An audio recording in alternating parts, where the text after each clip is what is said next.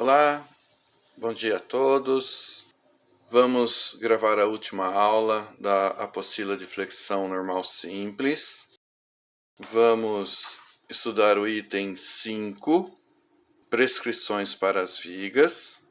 Nessa aula tenho a intenção de explicar algumas questões relativas às vigas, como calcular as cargas sobre as vigas e etc. Item 5.1, vão efetivo. Vejam que nós temos nesta figura 7 um desenho esquemático de uma viga desse tramo apoiada neste pilar. O que nós mostramos agora, o vão efetivo, é o critério da NBR 6118 para nós definirmos a extensão do vão.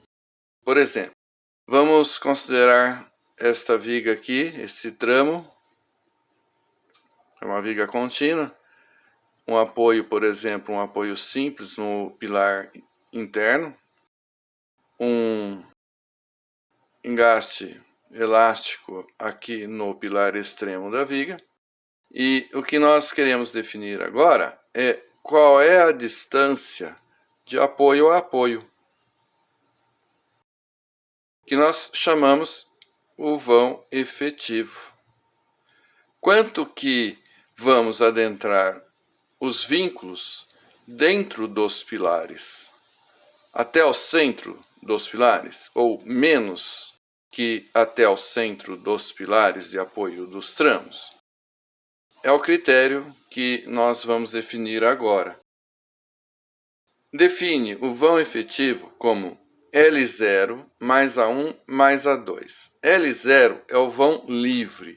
Vão livre é a distância de face a face dos apoios de um determinado tramo. A1 e A2 está aqui. A1 é relativo ao apoio do lado esquerdo. A2 é relativo ao apoio do lado direito. A1 e A2 são os valores que vamos adentrar nos pilares ou nos apoios de modo geral. Seria essa distância, A1, e essa distância, o A2. Quanto do apoio, quanto do pilar que consideramos como sendo o vão da viga, quando na verdade já é o apoio, no caso o pilar. O A1 é o menor valor entre T1 sobre 2, T1 é a espessura do apoio, e 0,3H, 30% da altura da viga. Pegue o menor valor, é o A1, some com L0. O A2 é a mesma coisa, só que do lado direito. O menor valor entre T2 sobre 2 e 0,3H. E assim, então, que definimos. Sempre que vamos calcular uma viga, uma laje, todos os cálculos que fazemos, tipo os esforços solicitantes, para cálculo dos esforços solicitantes máximos, para traçado dos diagramas de esforços solicitantes, cálculo de flecha na viga ou na laje, todos esses cálculos são feitos em função do vão efetivo.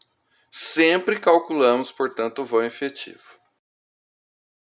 Item 5.2. Definição da altura e da largura de viga. Eu vou lendo aqui para vocês esses parágrafos e explicando conforme for o caso. Primeiro vamos pensar sobre a largura das vigas. Como é que nós vamos definir de início qual a largura, qual é a altura das vigas de um pavimento? Como vocês viram aí nas aulas anteriores, quando nós fazemos o dimensionamento da armadura de flexão, nós precisamos ter conhecida a seção transversal. No caso de seção retangular, a largura BW, a altura H, a seção T, como vocês viram aí na última aula, também precisamos ter definida a geometria da seção T, as dimensões da seção T, de modo que quando vamos iniciar o projeto de uma estrutura, nós temos que fazer uma estimativa das dimensões dos elementos estruturais, para, em função das dimensões das vigas, pilares, lajes, por exemplo, podermos calcular os vãos efetivos, como eu acabei de mostrar, podemos calcular os esforços solicitantes que ocorrem nos elementos estruturais, calcularmos os deslocamentos verticais, que são as flechas, e etc. Portanto, precisamos sempre, de início, definir as dimensões, e é o que nós vamos mostrar agora relativamente às vigas. De modo geral, a preferência dos engenheiros e arquitetos é que as vigas fiquem embutidas nas paredes de vedação, de tal forma que não possam ser percebidas visualmente.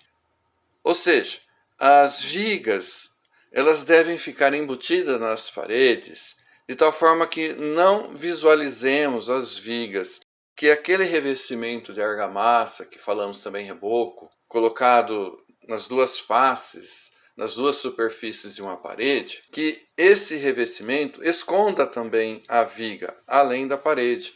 Que não hajam linhas formando quinas, diferenciando ou mostrando as vigas no topo das paredes. O ideal é mais bonito também que as vigas, não só as vigas, mas a estrutura de concreto de modo geral, não seja percebida. Bom, isso de modo geral. Nos edifícios, por exemplo, de apartamentos, de escritórios, é, de modo geral, mais bonito a estrutura não ficar visível. As vigas, portanto, embutidas na largura das paredes. Para que isso ocorra, a largura das vigas deve ser escolhida em função da espessura final da parede, a qual depende basicamente das dimensões e da posição de assentamento das unidades de alvenaria, como, por exemplo, os tijolos maciços cerâmicos, os blocos furados, que podem ser, de modo geral, de concreto ou também de argila, cerâmicos. Nesta frase, o que a gente disse é o seguinte: de modo geral, a espessura de uma parede, a espessura final de uma parede, o principal fator que conduz à espessura final da parede é a unidade de alvenaria. Então é o tijolo, é o bloco. Eu vou explicar, vou mostrar o desenho e vai ficar mais claro. Devem também ser consideradas as espessuras das argamassas de revestimento. Temos o emboço, o reboco, etc. nos dois lados da parede. Os revestimentos de argamassa no interior do estado de São Paulo têm usualmente a espessura total de 1,5 a 2 centímetros. Existe no comércio uma infinidade de unidades de alvenaria. Unidades são os tijolos, os blocos, com as dimensões as mais variadas, tanto para os blocos cerâmicos de 6 como para os de 8 furos, como também para os tijolos maciços cerâmicos. Antes de se definir a largura da viga, é necessário, portanto, definir o tipo e as dimensões da unidade de alvenaria, levando-se em consideração a posição em que a unidade será assentada. Nas construções de pequeno porte, como casas, sobrados, barracões, galpões, etc., onde é usual se construir primeiramente as paredes de alvenaria, para em seguida serem construídos os pilares, as vigas e as lajes, é interessante escolher a largura das vigas igual à largura da parede sem os revestimentos. Ou seja, a largura da viga, BW, igual à dimensão da unidade que resulta na largura da parede. Para exemplificar isto que eu li aqui para vocês, eu vou utilizar essas duas figuras. Vamos começar aqui pela primeira. Execução de lajes e viga em edificação de pequeno porte após a elevação da parede.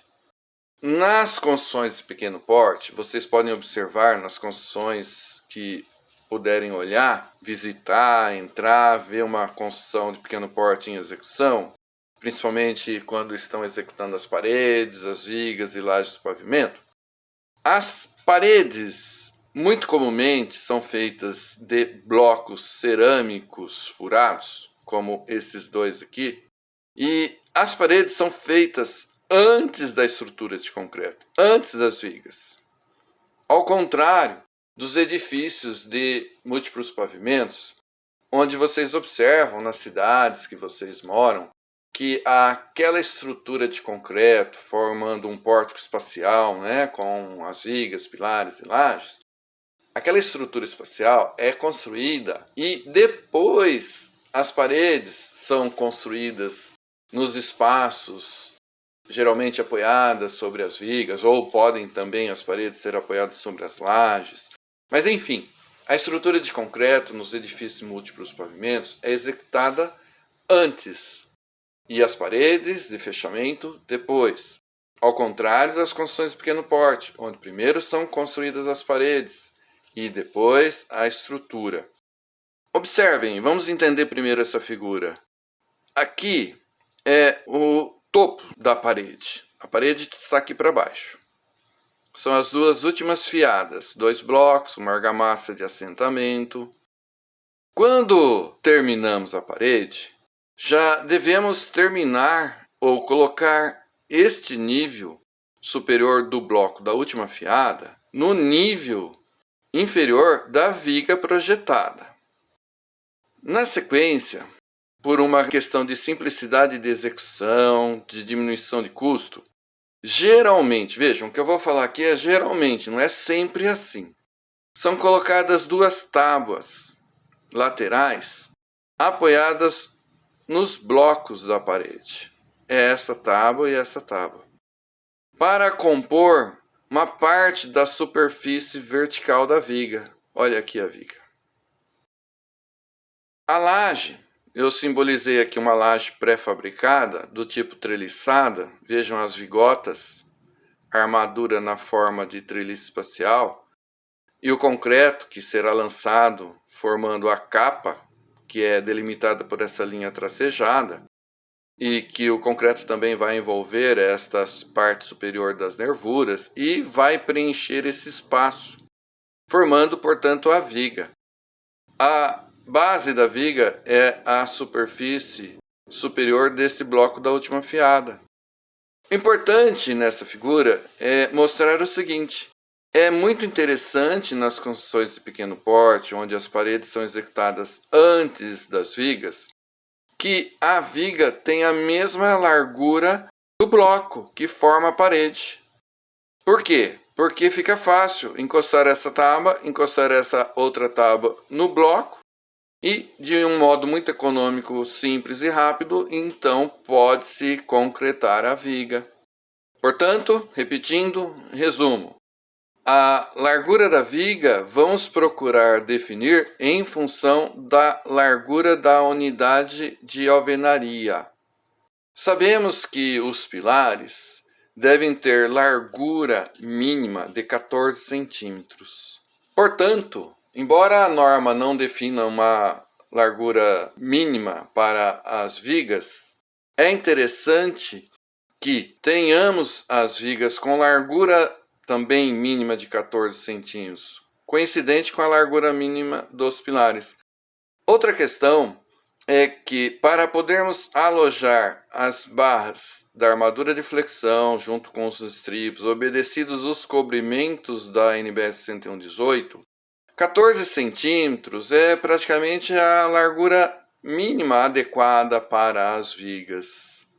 De modo que é interessante colocarmos blocos cerâmicos ou de concreto com a espessura a largura de 14 centímetros, para então termos a viga de 14 centímetros de largura BW, como eu disse. Só para finalizar esse desenho, vejam, quando retiramos essa tábua, vejam que a superfície vertical do concreto da viga coincide com a superfície do bloco. Na sequência, são colocados os revestimentos, o chapisco de modo geral, depois o reboco. E se colocamos a argamassa de revestimento, vejam que não há necessidade de um engrossamento da argamassa de revestimento, porque essa superfície vertical da viga coincide com essa superfície vertical do bloco ou da parede. Portanto, é muito interessante. Alguns anos atrás, antes da NBR 6118 versão 2003, os cobrimentos de armadura eram menores do que a versão 2003 e a atual 2014 da NBS 101/18. De modo que era possível fazer as vigas com larguras de 12 centímetros. A norma também exigia que a largura mínima dos pilares fosse de 12 centímetros. Mas hoje nós temos a largura adequada para as vigas de 14. Por quê? Porque a NBS 101/18, versão 2014, passou a exigir a largura mínima para os pilares de 14 centímetros. E as duas versões aumentaram a espessura do cobrimento, o C, de modo que hoje praticamente está inviável fazer a viga com 12 centímetros de largura, mas 14 vai muito bem. Para as paredes, uma outra questão, para as paredes de meio tijolo.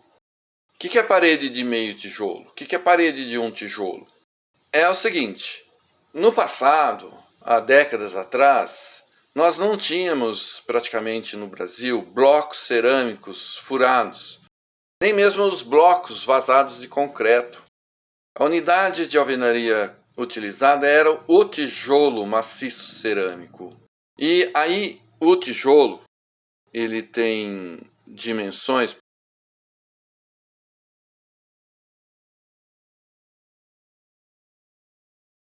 5,5 de altura, o dobro na largura 11 e 22 no comprimento. Quando fazemos uma parede com a largura da parede sendo a largura, o comprimento, aliás, do tijolo, 22 centímetros, então colocamos aqui um outro tijolo, tá? Para formar a parede. Outro tijolo, unidos pela junta de argamassa. Temos então a parede com a largura do tijolo, 22 centímetros. Considerando 1,5 centímetro de revestimento para cada lado, vamos somar mais 1,5 de revestimento de um lado, mais 1,5 centímetro de revestimento do outro lado. 22 mais 3, 25 centímetros a espessura final da parede de um tijolo, porque o tijolo foi assentado compondo a parede por meio do comprimento do tijolo. Os arquitetos, os engenheiros, faziam os projetos arquitetônicos com as paredes tendo 25 centímetros de espessura, quando supunha-se que, ou determinava-se que a parede seria assentada com o tijolo nesta posição, como eu mostrei nesse desenho. Daí o nome, então, de parede com espessura ou parede de um tijolo. Quando a parede não havia necessidade de uma espessura grande, como 25 centímetros, geralmente as paredes internas das edificações, o tijolo ele era assentado formando a espessura da parede por meio da sua largura, 11 centímetros. 11 centímetros. E assim os tijolos sucessivamente, um sobre o outro, formando então a parede de meio tijolo. Considerando o revestimento de 1,5 centímetro para cada lado, que às vezes também pode chegar a 2 centímetros, né? Mais comumente 1,5 a 2 centímetros, 1,5, 1,5, você tem então espessura final da parede com os revestimentos, parede de meio tijolo, 11 mais 3, 14 centímetros, podendo chegar a 15 centímetros, conforme um pouquinho mais de espessura maior nesses dois revestimentos. De modo que os engenheiros arquitetos faziam os projetos arquitetônicos com as paredes de meio tijolo com a largura de 15 centímetros. Então, meio tijolo, 15 centímetros no projeto arquitetônico. Parede de um tijolo, 25 centímetros no projeto arquitetônico. E aí os projetistas da estrutura determinavam as espessuras, as larguras das vigas em função da parede ser de um tijolo ou de meio tijolo. Acontece que hoje o tijolo maciço cerâmico embora ainda seja utilizado, aliás, quando o tijolo maciço cerâmico é de boa qualidade, conduz a uma edificação, a uma construção de ótima qualidade em termos de parede, no que se refere a isolamento térmico, acústico, de resistência a impacto.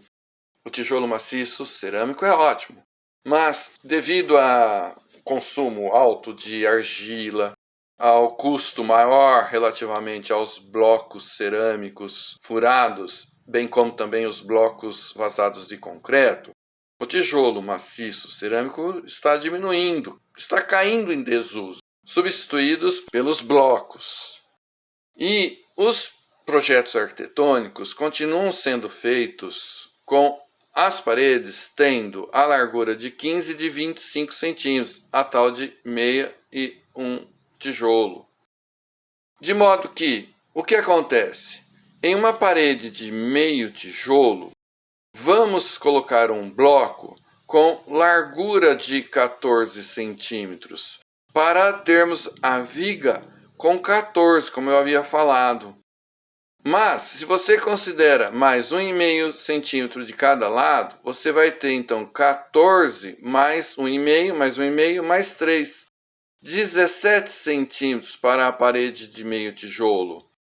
Vai ter uma diferença em relação ao projeto arquitetônico, onde a parede foi suposta com 15 para o meio tijolo. Por que os projetos arquitetônicos são feitos com 15 centímetros ou 25 centímetros de largura para as paredes? Por facilidade no projeto arquitetônico, um valor 15, 25, múltiplo de 5. Fazer com 17 seria um pouco mais complicado no projeto arquitetônico. No caso de parede de um tijolo, hoje em dia é muito comum, deixa eu fazer um outro desenho aqui, colocar o bloco com largura de 19 centímetros. Pode ser o bloco vazado com 8 ou 6 furos na horizontal, mas com 19 centímetros de largura. Pode ser o bloco cerâmico ou de concreto vazado, também com largura de 19 centímetros.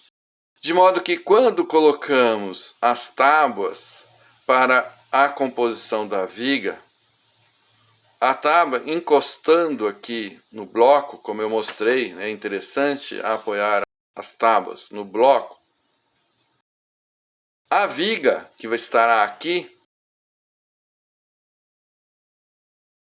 é interessante que tenha também a largura BW da viga, BW igual ao do bloco, 19 centímetros, para a parede de um tijolo. Quando você faz depois o revestimento dos dois lados da parede, o que vai acontecer? Tanto a viga quanto a parede, se imaginarmos 1,5 centímetro para cada lado de revestimento, vai ser 19 mais 3, a espessura final dessa parede de um tijolo, 22 centímetros. Se o revestimento for feito com 2, então vamos somar 4. Vai para 23 centímetros, espessura final. De qualquer modo, haverá uma diferença para a parede do projeto arquitetônico que foi feito com 25 centímetros de largura. Bem, então tem essas questões. Para resumir, vamos procurar fazer as vigas com largura de 14 centímetros para as paredes de meio tijolo do projeto arquitetônico. Vigas com 19 centímetros de largura BW para as paredes de um tijolo do projeto arquitetônico. No caso de edifícios de múltiplos pavimentos, quando a estrutura é feita antes das paredes de alvenaria, essa figura 38. Execução de laje e viga em edificação de grande porte antes da construção das paredes. Esse desenho, vamos procurar entender. Esses retângulos rachurados compõem a forma da viga. A viga está aqui. É a parte branca do desenho. E a laje, supondo uma laje maciça, por exemplo, o concreto que forma a laje, forma a viga, Temos aqui um compensado ou um madeirite para compor a superfície vertical da forma da viga. Outro compensado ou madeirite na base da viga. E esses são escoramentos verticais, sarrafo para apoio das peças que compõem a forma da viga. O concreto é lançado e preenche, formando a laje e a viga. Vejam que aqui nós não colocamos o bloco como na figura de cima. Por quê? Porque primeiro se faz a estrutura, a viga e as lajes dos pilares. Depois, todas essas peças de madeira que compõem o escoramento, a forma, serão retirados. O que nós vamos ver? Nós vamos ver só essa superfície vertical, a horizontal e essa outra vertical da viga, olhando daqui. E aí então os blocos serão colocados de tal forma que nós vamos ter a parede formada. Os blocos ficarão colocados aqui. Eu estou desenhando de cima para baixo, mas obviamente que os blocos serão feitos de baixo para cima para compor então a parede. A parede vai ser construída abaixo das vigas. É deixado um espaço para preenchimento de argamassa expansiva, que vai fazer a união da superfície inferior da viga com a superfície superior do bloco. Pode ser um bloco vazado, cerâmico, pode ser um bloco de concreto, pode ser um bloco furado, como esse que eu fiz aqui. Bom, de modo geral, se faz a largura das vigas nas edificações de grande porte, também com espessura ou largura BW da viga de 14 ou 19 centímetros, conforme a parede de meio tijolo ou de um tijolo. Às vezes, ao invés de 19, se faz com 20 centímetros para a viga, para coincidir, por exemplo, com a largura dos pilares. Se você faz a viga com 20 de largura e o bloco a ser aplicado tem 19 de largura, ficará uma diferencinha de meio centímetro para cada lado, que é a diferença de 1 centímetro do bloco 19 e 20 da viga. Mas essa diferencinha de meio centímetro, que a viga é mais larga que o bloco de um lado e meio centímetro do outro, depois o revestimento de argamassa cobre, de modo que a viga não fica aparente na parede. Na questão da altura da viga, eu vou ler aqui. A altura das vigas depende de diversos fatores, sendo os mais importantes o vão, o carregamento sobre a viga e a resistência do concreto. A altura deve ser suficiente para proporcionar resistência mecânica e baixa deformabilidade, flecha na viga. Tem que se tomar muito cuidado na definição da altura das vigas, de tal modo a evitar flechas excessivas nos tramos. Por quê? Porque se na viga tiver parede apoiada sobre ela, se a viga deformar-se verticalmente muito, ou seja, ter uma flecha grande, a parede sobre a viga poderá fissurar ou até trincar, porque a parede, ela acompanha, ela deforma-se juntamente com a viga de apoio, mas para pequenas deformações, pequenas flechas, a parede sobre a viga não demonstra essa deformação por meio de fissuras. Mas se a flecha, ou seja, a viga deformar-se muito, a parede também vai deformar-se muito, e essa deformação excessiva da parede aparece visualmente na forma de fissuras e trincas. E não podemos ter fissuras e trincas visíveis nas paredes. Imagine na parede de um quarto, de uma sala, de um apartamento, de um sobrado, aparecerem fissuras ou até trincas nas paredes. Além de prejudicar a estética bastante, gera insegurança nos usuários. Imagine um apartamento num edifício com paredes fissuradas no apartamento. As pessoas vão ficar com medo da segurança proporcionada por aquela estrutura da edificação. Portanto, é muito importante termos flechas aceitáveis, de acordo com a NBS 118, com a prática do projeto estrutural, para evitarmos a todo custo as fissuras nas paredes. É melhor você errar pelo exagero de fazer uma viga com altura maior do que ela poderia ter, do que errar pelo lado contrário. Por exemplo, se esta viga tem uma altura, vamos dizer, adequada de 50 centímetros, 50 centímetros é uma altura boa para a viga, de tal modo a não aparecerem fissuras na parede sobre esta viga. Se você fizer a viga com 60 centímetros, mais do que os 50, problema nenhum, tá? Você vai estar gastando mais concreto, por outro lado, menos armadura, né? Mas não vai aparecer fissura. Digamos que ao invés de 50, você faça essa viga com 30. Erre na escolha da altura da viga de modo contrário, 30. O que vai acontecer? Essa viga vai se deformar excessivamente. A parede também vai se deformar, porque ela vai tentar, por efeito do seu peso próprio, acompanhar a deformação da viga. Até um certo nível, a parede deforma-se sem fissura, mas a partir de uma certa deformação da sua base, começam a surgir fissuras na parede, que tem esta configuração.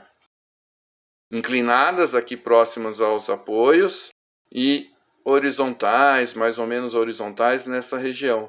A parede, ela passa a atuar com um efeito arco, como nós falamos.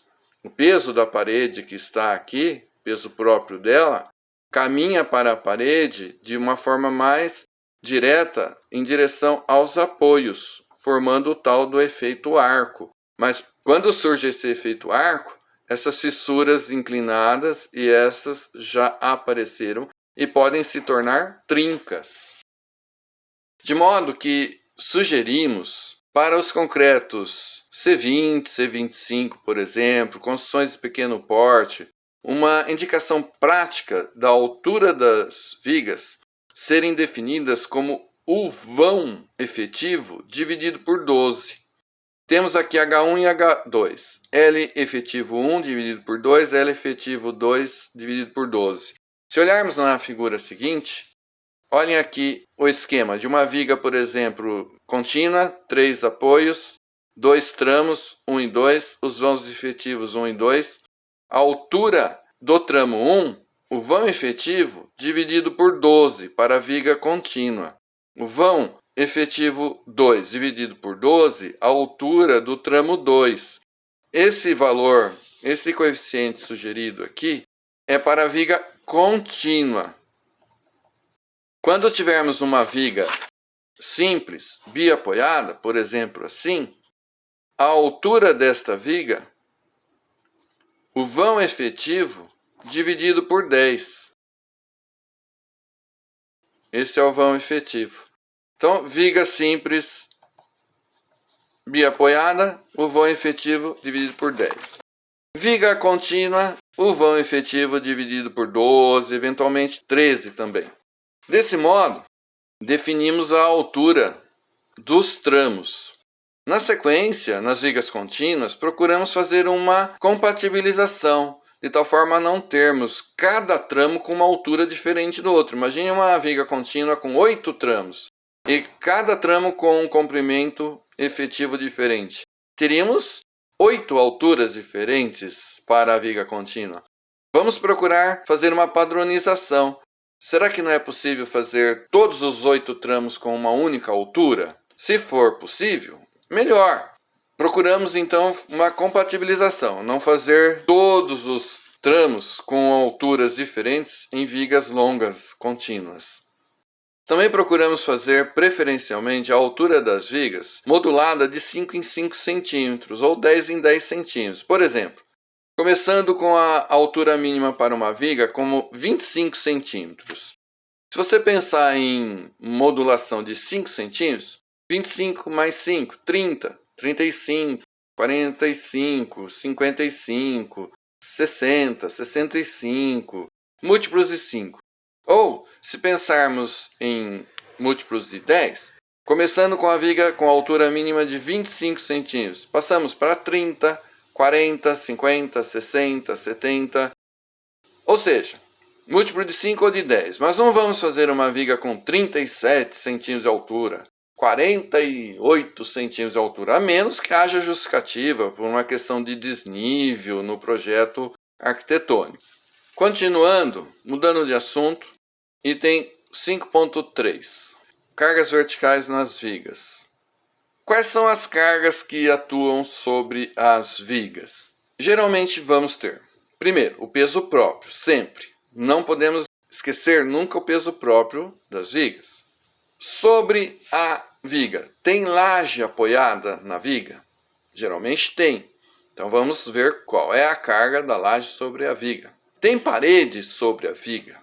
Tem parede ao longo de todo o comprimento do tramo? Vamos verificar. A parede está somente sobre um trecho do vão ou do tramo. Vamos colocar a carga da parede nesse trecho que efetivamente a parede apoia-se na viga. Nesse trecho é uma porta, não tem parede. Portanto, não vamos colocar carga de parede nesse trecho. Ou seja, as cargas comumente que ocorrem nas vigas: o peso próprio, laje ou lajes e parede. E também às vezes podemos ter uma viga apoiada sobre outra viga. Então você tem aqui uma viga, por exemplo, perpendicular. Vamos pensar que esta viga está apoiada nesta. Portanto, na hora de calcularmos esta viga, vamos considerar a carga da viga que se apoia sobre a outra. A reação da viga que se apoia, vamos chamar reação V1, passa a ser uma força concentrada sobre a viga que lhe serve de apoio. Pilar sobre viga pode ocorrer, mas não é comum nós apoiarmos pilar sobre viga. Vamos ver como calcular cada uma dessas cargas. Peso próprio. O peso próprio da viga, você pensa que uma viga é a área de concreto, tá? GPP, o peso próprio da viga, a área de concreto que forma a viga, vezes o peso específico do concreto armado, que a norma diz que é 25 kN por metro cúbico. Concreto armado, 25 kN por metro cúbico. Multiplica pela área da seção transversal, por exemplo, a área em metro quadrado, corta esse metro quadrado com esse metro cúbico, vamos ter o peso próprio da viga em quilonewtons por metro de comprimento da viga, como nós colocamos aqui. No caso de viga de seção retangular, a formulinha o professor colocou. O peso próprio, G de carga permanente, a largura BW da viga, vezes a altura da viga e o peso específico do concreto armado. Mas se você tiver uma viga de seção T, I, por exemplo, qual é o peso próprio? É a área de concreto da seção transversal vezes o peso específico do concreto armado, ok?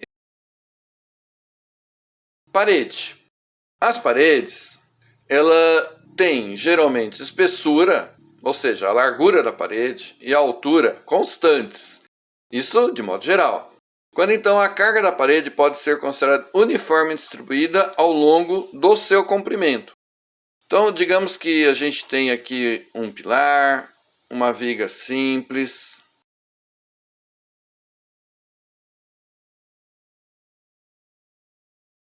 E tenhamos aqui sobre esta nossa viga uma parede. A parede, geralmente, uma altura constante, H, é esse H aqui da equação, H da parede. A espessura da parede, a espessura, você considere a espessura final da parede, por exemplo, de tal forma que, tendo espessura e altura constante, a carga da parede é uma carga uniformemente distribuída sobre a viga ou trecho do vão no qual a parede se apoia, assim como o peso próprio, que também é uma carga uniformemente distribuída. Multiplicamos para ter o peso próprio da parede, G parede, a espessura da parede, podemos considerar em metro, a altura da parede em metro, vezes o peso específico da alvenaria. E assim, vejam, o peso específico da alvenaria é em kN por metro cúbico. Você corta com esse metro e esse metro, o G da parede resulta kN por metro da carga uniformemente distribuída. Nós temos na NBR 6120 que o peso específico do tijolo maciço cerâmico é 18 kN por metro cúbico, gama da alvenaria, tá? Gama da alvenaria.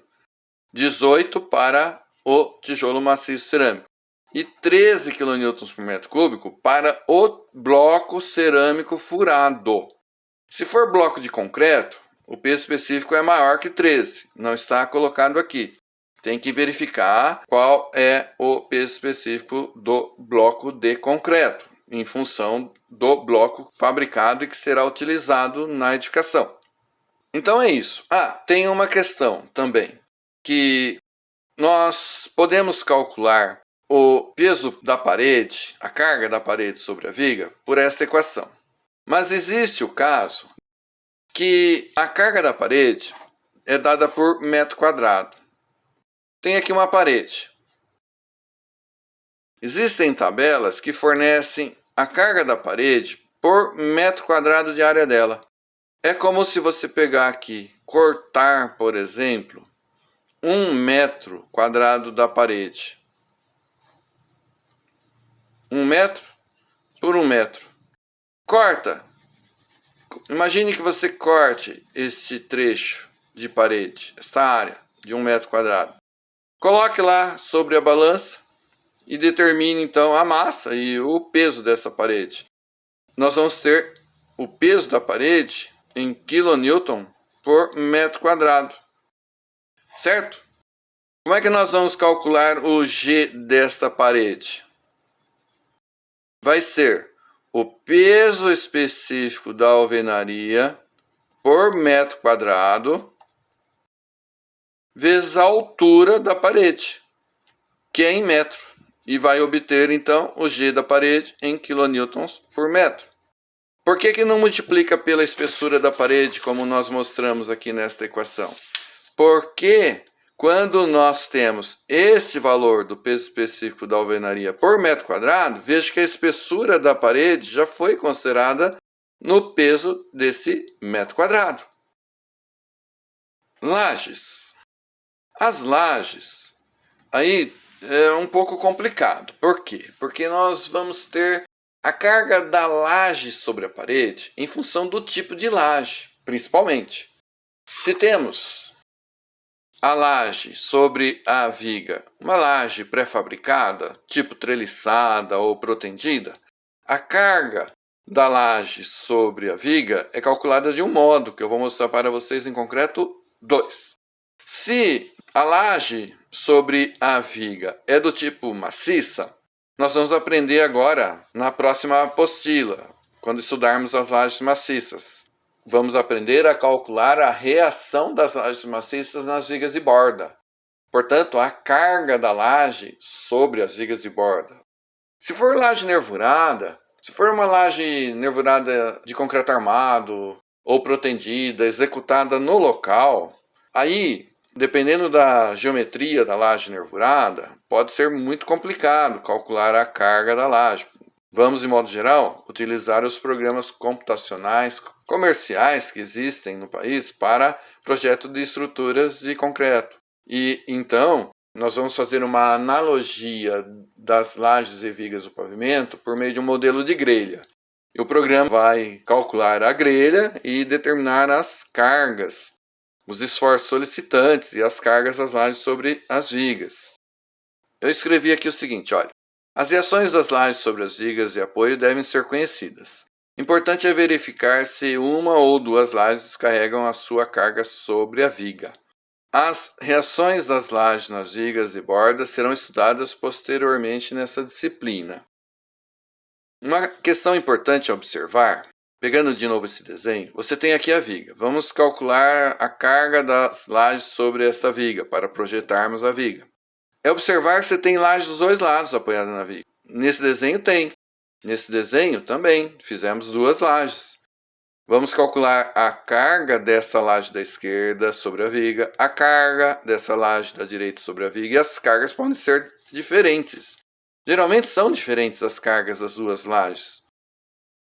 Você não pode errar, por exemplo, contra a segurança, em uma viga interna de uma edificação, tem duas lajes, você esquece da carga de uma laje, considera só de uma, é como se não tivesse uma laje. Mas ela está lá, portanto é um erro muito grave no projeto da viga esquecer a carga de uma laje ou das duas lajes, se as duas existem. Na sequência, nós temos aqui cargas de outras vigas. Vamos mostrando para vocês, principalmente lá na disciplina Concreto 2, como considerar carga de viga sobre viga. De modo geral, a gente pode dizer assim, que a carga de uma viga sobre outra viga é a reação de apoio. A viga que está apoiada tem uma reação no apoio, como vocês aprenderam a calcular lá em isostática, resistência, análise. A viga tem os esforços solicitantes, as reações nos apoios. A reação no apoio passa a ser uma força concentrada na viga que serve de apoio a esta primeira que eu disse. De modo geral é assim, a reação de apoio é a carga sobre a viga que lhe serve de apoio. Nós temos na sequência o item 5.4, disposições construtivas de armaduras. E eu já fui mostrando para vocês, como vocês podem ver, aqui tem a armadura mínima. Eu peço que vocês olhem em casa. Tem lá a armadura longitudinal máxima, a armadura de pele, como que a armadura de pele deve ser distribuída na viga, armadura de ligação mesa-alma, lá na seção T, na seção I, a mesa, a alma. A norma especifica uma armadura mínima perpendicular à nervura, unindo a mesa com a alma, 1,5 cm² por metro no mínimo. Aqui o item 4.5, espaçamento livre, o AH mínimo, o AV mínimo, que nós já mostramos para vocês no detalhamento das vigas. Esse outro item também, condição para a posição da força resultante na armadura. Eu peço que vocês leiam em casa. Eu acabei não fazendo nos exemplos essa verificação, mas vocês podem verificar que nos detalhamentos que nós fazemos, sempre esta recomendação da NBR 6118 ela é atendida. E depois temos aqui as hipóteses básicas para o cálculo da flexão, que nós já estudamos. Depois, continuando, pulando para a apostila lá para o final dela, nós temos o item 10, que eu já comentei com vocês durante as aulas anteriores, que tem exercícios propostos. E eu pedi para vocês irem fazendo. São T, uma laje nervurada. Eu peço que vocês façam o cálculo e detalhamento das armaduras. É só assim que você aprende a calcular uma viga flexão, é fazendo exercício. No 13º, o 14º que está aqui, o 15º, que é aquela planta de forma que vocês conhecem, nós mostramos nesses exercícios como calcular, projetar uma viga flexão, considerando a viga em uma planta de forma. Vejam que se você toma em consideração esse exercício 12, a viga já está aqui, com a seção transversal pré-definida, os demais dados também. Geralmente não é isso que nós temos na prática. Na prática, nós vamos ter a estrutura, a viga, na planta de forma e demais desenhos. E com base na planta de forma, nos cortes, é que nós vamos projetar as vigas. E eu vou tomar como base esse exercício 13, para explicar um pouco mais para vocês. Calcular os momentos fletores solicitantes máximos e dimensionar e detalhar as armaduras de flexão das vigas da estrutura mostrada na figura 72. Planta de forma do pavimento, as medidas em centímetros. Temos aqui alguns dados, vocês vão ler. Recomendo fortemente que vocês procurem fazer esses 3 exercícios de viga em planta de forma. Observem que nesta planta de forma, que é simples, assim como as demais, porque nós temos que começar a aprender com formas simples, não complexas. Nós temos 4 pilares, P1, P2, P3, P4, a dimensão da seção transversal do pilar, sempre em centímetros. Temos as vigas V100, a seção transversal da viga, largura BW 20, altura 60. A viga 100 apoiada nos pilares P1 e P2. A viga 101 apoiada nos pilares P3 e P4. A seção transversal da viga 101. E as vigas 102 e 105, que são iguais, apoiadas nos pilares P1, P3 e P1, né? Temos que olhar nesta posição, portanto, o apoio da esquerda é o P3, da direita é o P1, da viga 105 é o pilar P4 e o pilar P2. E temos no interior as vigas 103 e 104.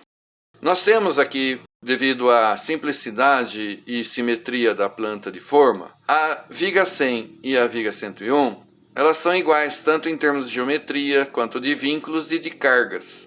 As vigas 102 e 105 também são iguais, e as vigas 103 e 104 são iguais. Na verdade, então, nesse desenho, nessa planta de forma, embora tenhamos, olha, 1, 2, 3, 4, 5, 6 vigas, podemos calcular apenas 3 vigas. Vamos iniciar pela viga 103, que é igual a 104. Por quê?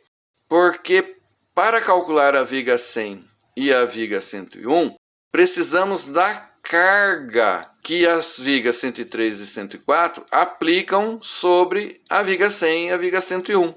A viga 102 e a viga 105, tudo bem, podemos calculá-las logo de início, porque elas não têm carga de outras vigas sobre elas.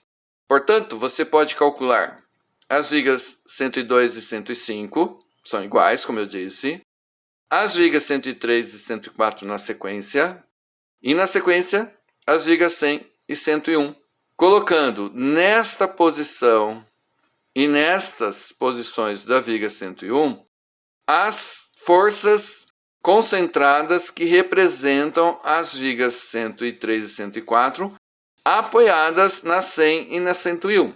Por uma questão de simplicidade, aqui no concreto 1, considerem as vigas que estão apoiadas em pilares, como a 100, a 101, a 102, 105, apoio simples, os vínculos, apoio simples. Então, a viga 105 e a 102, apoio simples. Não faz o engaste elástico por enquanto, porque para o engaste elástico tem outras informações e vamos mostrar o engaste elástico lá no concreto 2. Aqui no concreto 1, por enquanto, faz como apoio simples os pilares, todos eles. As vigas 103 e 104 estão apoiadas em vigas, a 100 e a 101. Portanto, como as vigas 100 e 101 não têm grande rigidez à torção, também vamos considerar apoio simples para a 103 e a 104, como eu disse. Quais são as cargas que atuam, por exemplo, na 103 e 104? Vamos pensar aqui, fazer um esquema assim da viga 103 e 104. Calcule o vão efetivo. Deixo para vocês olharem como fazer. Vamos calcular a carga que atua, a carga total que atua sobre as duas vigas. Qual é a carga que atua, ou vamos falar no plural, quais são as cargas que atuam nas vigas 103 e 104? Peso próprio. Primeira carga, P, total, é igual o GPP, o peso próprio, mais lajes. Tem lajes sobre as duas vigas? Sim. Vejam as 3 lajes, 1, 2 e 3. Se você pensa, viga 103. Aqui estão as cargas das lajes sobre a viga 103. 6,1 kN por metro na laje 1, mais 6,1 kN por metro da laje 2. Portanto, vamos ter 6,1 mais 6,1. Vejam que na viga 104 são as duas mesmas cargas. Agora, temos que ver, tem parede sobre as duas vigas? Vamos ver o que está escrito aqui. Supor paredes sem aberturas de 23 centímetros de espessura final, e altura de 2,5 metros de bloco cerâmico de 8 furos sobre as vigas V100, V101, V102 e V105. Portanto, quando vocês forem calcular estas vigas, considerem a carga desta parede que eu acabei de ler. No caso das vigas 103 e 104, supor divisórias sem aberturas com altura de 2 metros. Tem o peso específico da divisória? Tem que ter. Olha aqui. Como é que nós vamos calcular o peso da divisória sobre as vigas 103 e 104? O peso específico da divisória vezes a altura dessa divisória, 2 metros. E vamos obter então o G da divisória, o peso próprio dela, em quilonewton por metro. E vamos somar aqui, mais o G da divisória. Por que ao longo de todo o comprimento da viga? Porque está escrito no enunciado: sobre as vigas 103 e 104, supor divisórias sem aberturas, ou seja, não há necessidade de descontar aberturas no peso próprio da divisória sobre a viga, com altura de 2 metros, e é ao longo de todo o comprimento L efetivo da divisória.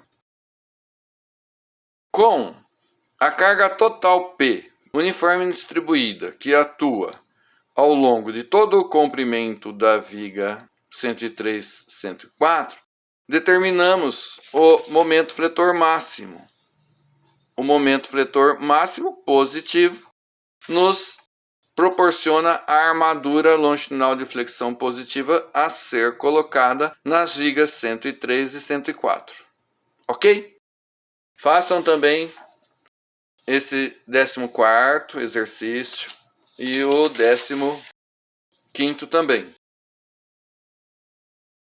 Estudem para aprender. Um grande abraço a todos. Bom estudo.